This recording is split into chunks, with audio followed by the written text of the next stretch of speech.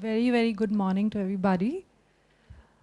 Well, happy Independence Day.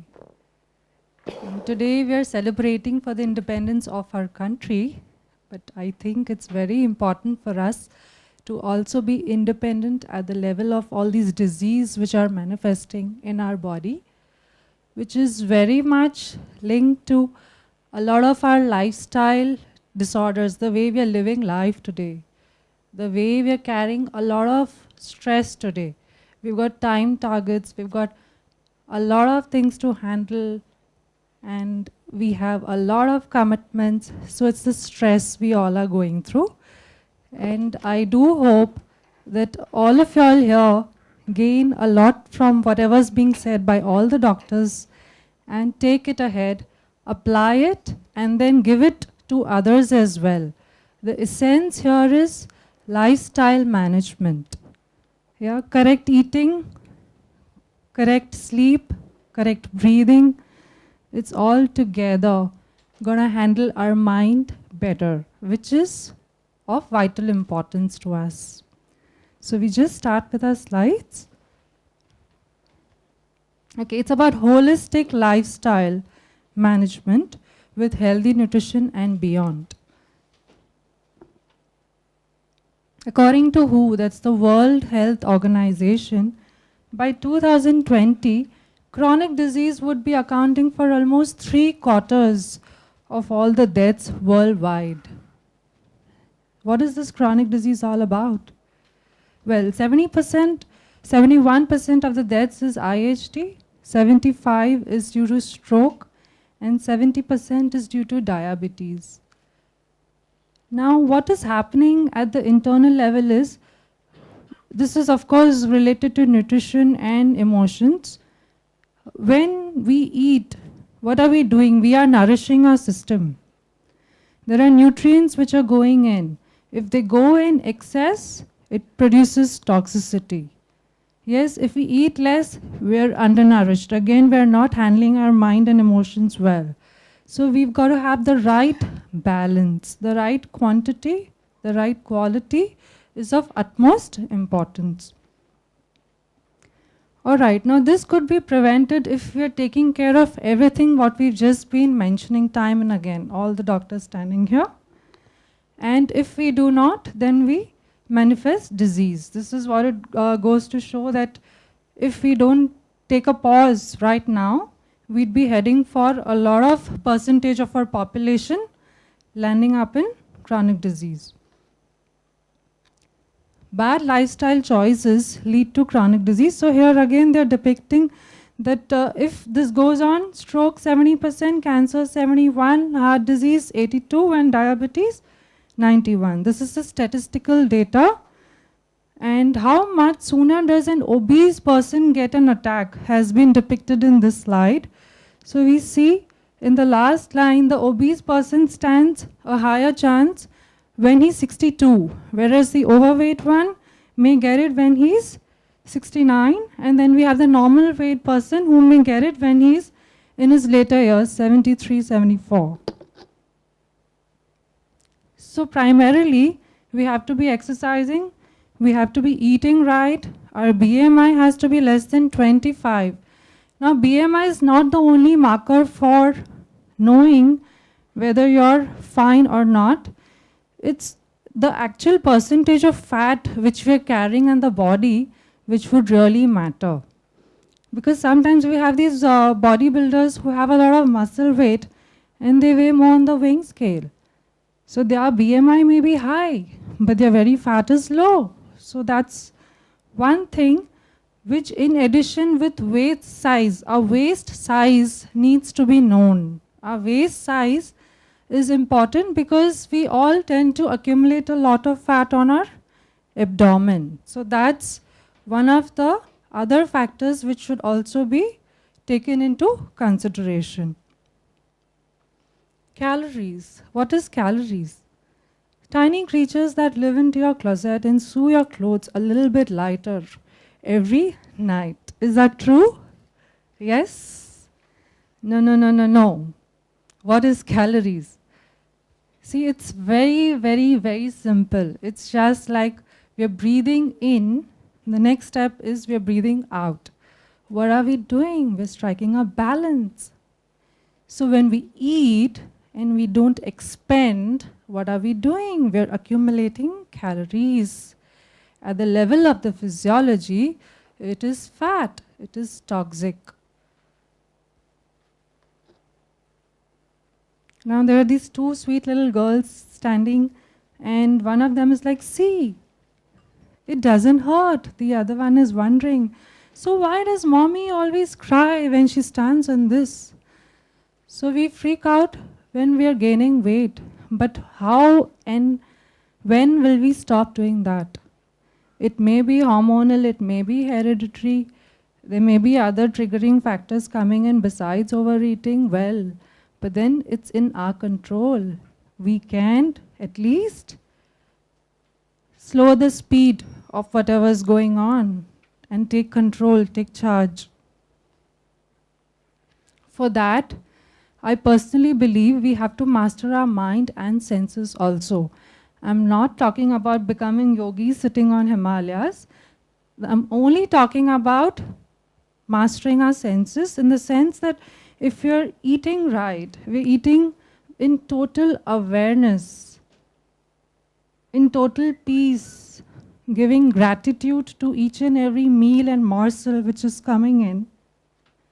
Besides that, if you're breathing right, we have to be aware of how our breath goes because it's directly connected to our emotions and state of mind. That's one thing. And then sleep. We are also accumulating a lot of cosmic energy when we sleep. So besides the food giving us energy, our breath giving us the prana, oxygen, which is required by each and every cell of the body, sleep, equally important. And then comes exercising to run those nutrients and oxygen throughout the body, along with meditation.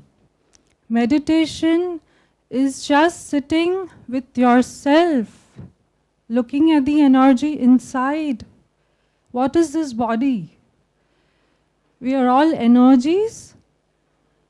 So let's start treating our bodies like temples in which we have God's energies. We're all happy, peaceful. Let's be good to our systems. Let's not abuse our systems by not thinking of what we eat. So primarily, at the level of the blood, our LDL, that's a bad cholesterol, has to be less than 100. Our good cholesterol, HDL, has to be more than 50 mg per dl. We have to obviously keep a watch on our sugar, cholesterol, blood pressure, and abstinence from smoking and alcohol. A lot of emphasis on a lot of fruits and vegetables, at least 4 servings per day. Moving on to the protein category, there's either nuts or oil seeds or lean portions of non-veg. Any one of these, dals, pulses, legumes, tofu, paneer, all these are all protein foods. So we have to have at least 4 servings of that going in per day. Other than that, a lot of focus on whole grain cereals. Jowari, bajra, nachni, all these multigrain flours which have come in are good. It's better to emphasize more on those rather than refined cereals. Sodium again has to be on the limited side. Not that we have to delete it, we have to have it in restriction because each and every cell needs fats. We need sugars today in our diet. We do need salts in our diet today, but the right quantity is important. So sodium, not more than 1 to 1.5 teaspoon in the entire day. That's 1,500 to 2,000 mg per day. Then we have sugar. Now refined sugar is detrimental for health. Anything refined, anything which has undergone any kind of chemical processing is not good for our health. The more we are away from nature, the more we suffer. So stick on to organic sugar, that's demerara or honey or jaggery. Those are still safer options. And saturated fats have to be less than 7%. We have saturated fat coming in from whole milk, If anybody is using buffalo's milk, resume to cow's milk. We have fats coming from yogurts. We have saturated fats in organic meats. So we have to avoid those. Trans fats and hydrogenated fats. Well, you may say, I'm not having anything fried, but even if you're having food from the bakery, there is vanaspati and hydrogenated fat which is used for making those cookies. So those have to be barred out. Now, all fats are not bad. There are certain good fats. That's the omega-3 and the omega-6, which have been a highlight of the last few years as far as the nutritional scenario goes. What is omega-3 fatty acids? We have them in flax seeds, walnuts, canola oil, and salmon, trout, herring. I would personally again tell you all to switch on to the natural sources available in the grocery like flax and walnuts rather than going in for salmon, trout, because today we are dumping all the toxins in the oceans. There's a lot of mercury toxicity happening. So we don't know what the fish ate in there. And we are consuming that same fish for the benefits. So no. Stick on to flax and canola walnuts here. Omega-6 is PUFA and MUFA. Polyunsaturated fatty acids and monounsaturated fatty acids, which again are found in safflower, sunflower, almonds, peanuts, avocados, as you all can see. So these are the ones which could be taken in a little bit more quantity. But of course, the total intake has to be quantified. Not more than 3 to 4 teaspoons of fat in the entire day has to be going in. These are some super health foods, as you all can see. Flax, oatmeal, kidney beans. These are all nuts and legumes, oil seeds, which have a lot of vitamin E, vitamin A, D, E, K, which prove very beneficial for immunity. Brown rice is again one good option. We should be saying no to white polished rice because brown rice also has a lot of other nutrients which we do need. And every time we're soaking the white rice and discarding the water, we're giving out on all the B complex. So whoever's doing that at home level, please stop that. Soak it, cook it in the same water, then don't discard the water after it's half cooked. You're giving out on all the vital nutrients. Soya milk, carrots, spinach. Carrots, spinach, that is, there's a category called as the protective food group. That's all dark green leafy vegetables and yellow orange vegetables, which have to be taken in each and every meal. That's when your meal is complete with a proper portion of cereals and protein going in. If you all don't have these protective food group veggies coming in, you'll again depriving yourself of vital nutrients. So please see to it that you'll incorporate all these on at least 3 to 4 times in a week. That's how the serving should be.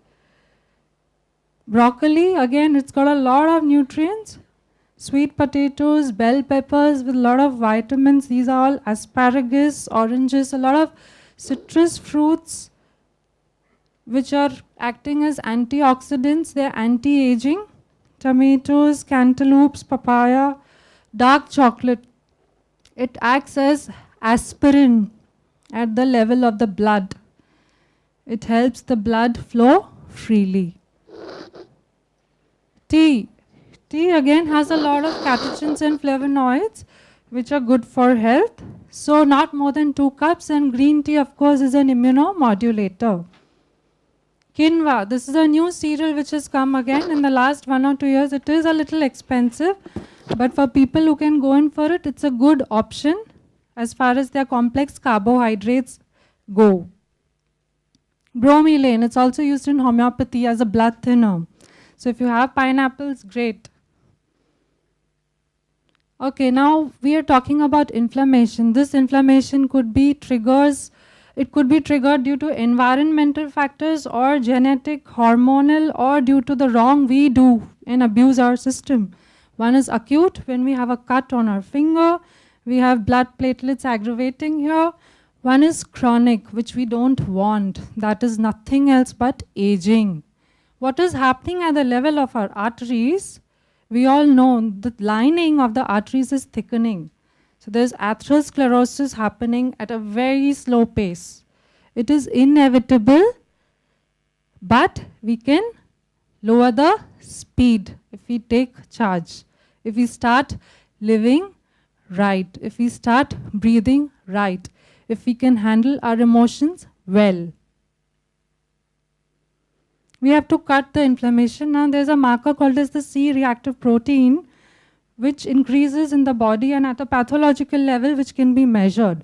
So this is the marker of inflammation, and studies have shown that plant foods such as vegetables, fruits, whole grains, beans, nuts and oil seeds, all those in their natural forms which are fresh and wholesome, which have not been processed, do reduce this marker of inflammation. So these are the ones we need to highlight, and along with our omega-3 and omega-6 fatty acids in the diets. There are these two very nice diets which have been put forth off lately as far as the chemical and the scientific data goes. They have, one is the DASH diet and one is the Mediterranean style diet. They primarily have all that what I've mentioned, and they also reduce the markers of CRP by 26.9%. So they have the same fundamental basis: a lot of fruits, a lot of veggies, complex carbs, multigrains, nuts, oil seeds in the right quantity, and less amount of sugars, less amount of fats, less amount of spices also, I would say, because the more spicy food we eat, the more aggressive we are. I have 17 years of practice. I have had a lot of patients who are pro non-veg eaters as well. Not to be mean to anybody who eats non-veg over here, but a lot of the non-veg, the dead food, does not have any prana energy. It's not giving us the energy we actually need. We need to eat fresh.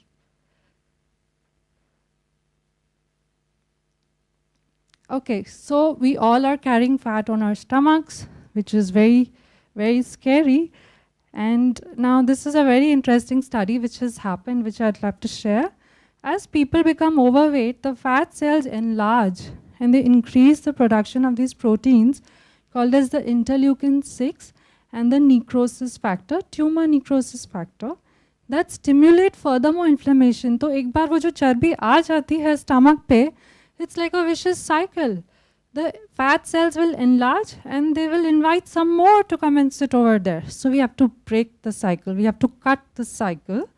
And for that, even a modest 7 to 10% of weight loss as a part of a healthy lifestyle is enough to reduce these markers of inflammation.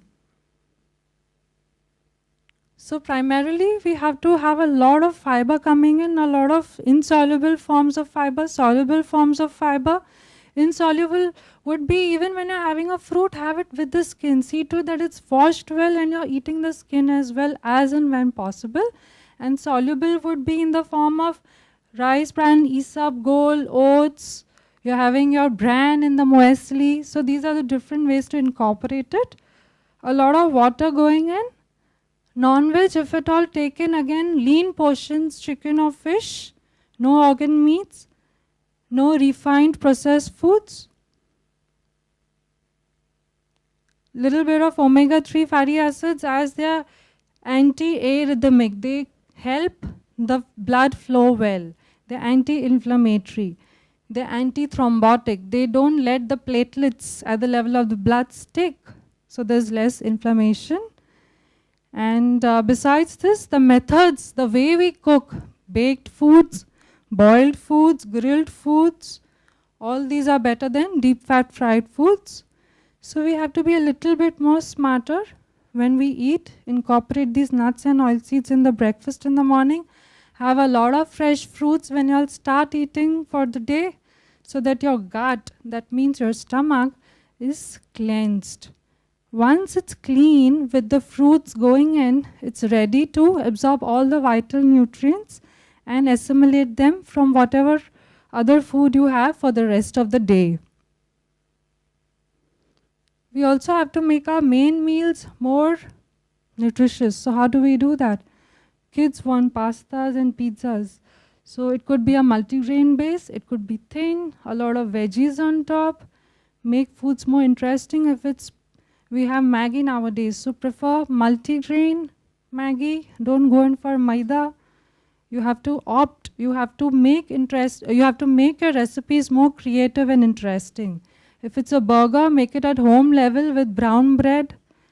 You have less of deep fat fried foods coming in. This is the way you're supposed to be helping yourself out. If you're carrying meals, you have to have something like missi roti, theplas, wherein there's a little bit of veggie or proteins incorporated in. And when you're having your mini meals, of course, again, they have to be skilled too. They have to be steamed. It could be idlis, it could be muthias, it could be a handful of chana, it could be roasted khakras, it could be fresh fruits. Yeah, rather than going and having a vada pav or a samosa, which has a lot of trans fats. Why does that have trans fats? Because the oil in which it's being fried is exposed to a lot of high temperature, which is creating some chemical toxins in that oil. Once that's going into our system, it's going to prove carcinogenic.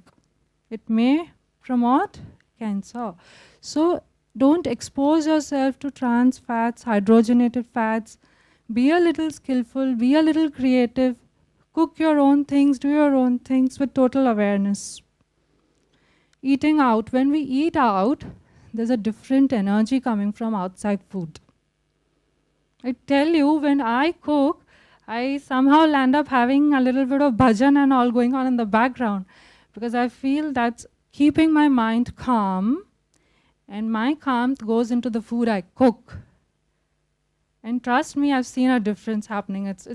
I've just started this in the last few years, and my family tells me, oh man, your meals are heavenly. My husband does say that. I sincerely feel if I eat out a lot, if I go to restaurants and I eat out, I do feel the change of energy in my thoughts. I am a living witness and example to you all. I'm trying to share with you all that I have learned in the 17 years of experience. So there are different energies coming from out. The cooks which cook the food, their emotions also are coming in somewhere. They're affecting us somewhere. I happened to meet Mr.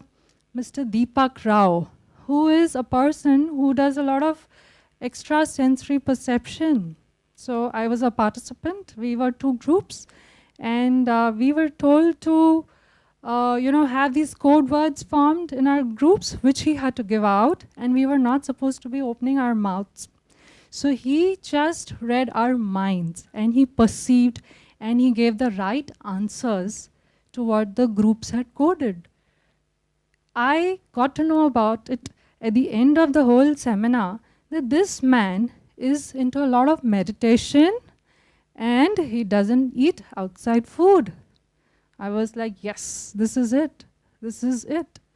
So different foods coming from different places will have different energy. When you eat, you pray and eat. When you show your gratitude towards divinity for what you've eaten, there'll be a different set of hormones running through your physiology, which will strengthen your immunity. Of course, yes, we have to be label reading. We have to be aware of all the different type of foods coming in, how genuine the labels are. And of course, we do not have to couple up our emotions and eating. If we are under stress, either we undereat or we overeat. No. This is where we need to know how we need to control our mind. If we know how to control our mind, we know how not to be stressed, not be in the past, this one did this to me, that one did that to me, not be in the future. I have to get there. I have to do this. That fetish, those desires, those wants, that ambition, that type A personality is also going to ruin our physiological body at the level of the hormones. So if we can control our mind and our emotions, we are getting there today. Learn to say no. भगवान का प्रसाद है, खा लो ना, कैसे कर सकते हैं? ठीक है, थोड़ा सा ले लो. That won't harm, that thoda won't harm, but don't indulge and super indulge and then bulge. No. Yes, now we also have to follow nature's rhythm. Nature is also divinity. It's come from God only, the energy which we all don't know, but it did exist, it is there and it will be there. So when the sun is up, what is happening at the level of the body? The stomach is giving out a lot of acids. Yeah? And the body is preparing to have a wholesome meal so that it can be balanced and assimilated well. As the sun is setting, our digestive juices are going down. So what the Jains follow, yeah, eating before sunset is perfectly right. Our system in the latter half of the day, as you can see in the slide, is going more towards cleansing and restorative mechanisms. It's not ready to take big meals, unlike our lifestyles today.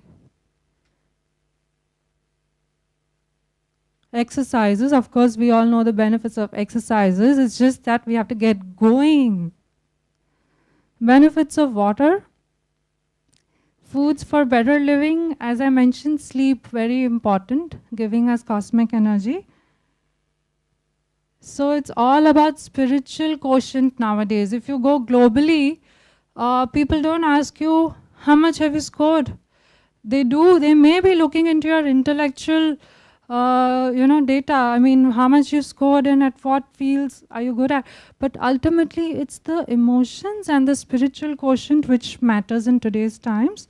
It's basically to keep the faith, and we have to learn to surrender to divinity. That's where we, stop having our mind controlling us, and we start controlling the mind.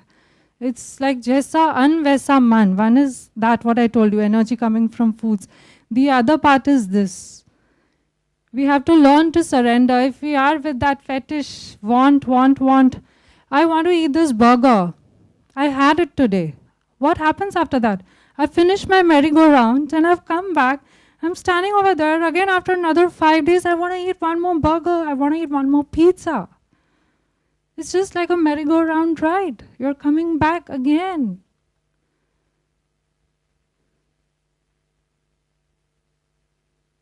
So this is again very important. Be in silence, pray, meditate. A butterfly who embraces the darkness of the cocoon is free to fly. We all have that energy inside us, God's energy. We have to look in. We have to be aware of that energy inside and help ourselves heal by increasing it, by spreading it. So if you meditate, what are we doing? We've got different chakras, which in turn are handling our glands.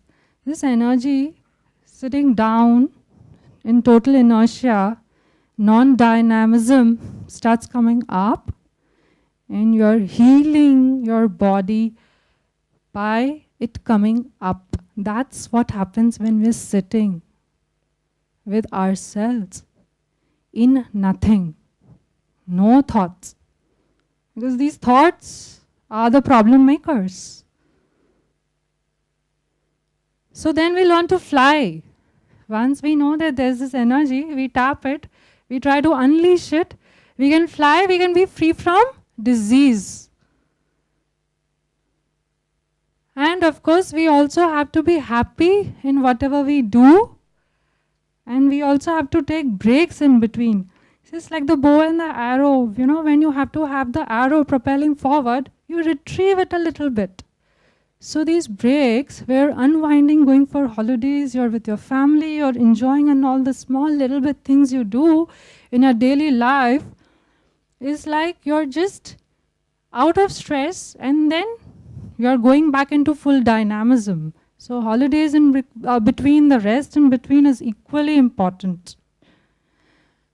I also happened to meet this cardiologist from Nanavati. Once he told me, Meher, do you think whatever you do with the patients and you're, cutting back on so many things, does it really help? I said, yeah, of course, a heart patient has to follow all that. And he said, Meher, but what I'm learning here is that they need love. They need to be happy besides the diet to give them.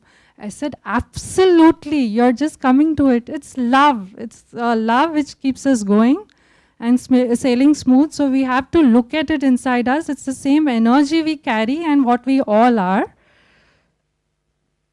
That's how we have to move ahead. So there's this short prayer which I love. Only if we look at it inside, we can be at peace. God grant me the serenity to accept the things I cannot change, courage to change the things I can, and the wisdom to know that difference. So now we are booking ourselves for the finest journey. Let's all go to the best place on planet Earth right now, right here. It's not London, it's not Paris. It's a trip to the inner self to be blissful, no matter where you are on planet Earth. Let's say if I'm cruising or if I'm in Dubai on the sand surfing mountains or whatever you call it, if I've got nausea and headache, do I even enjoy what I'm doing over there? No. If I am happy with my health, with my peace inside, I can be happy everywhere. Yeah? So I'm just winding up with that. I hope you all carry forward this message and apply it and imply it. It may take a few months or years, but if you all do it on a regular level, I'm sure you all can get there. Yeah? Thank you so much. Thank you, TOS, Dr. Shankaran, for having given me an opportunity to be here and share this with everybody.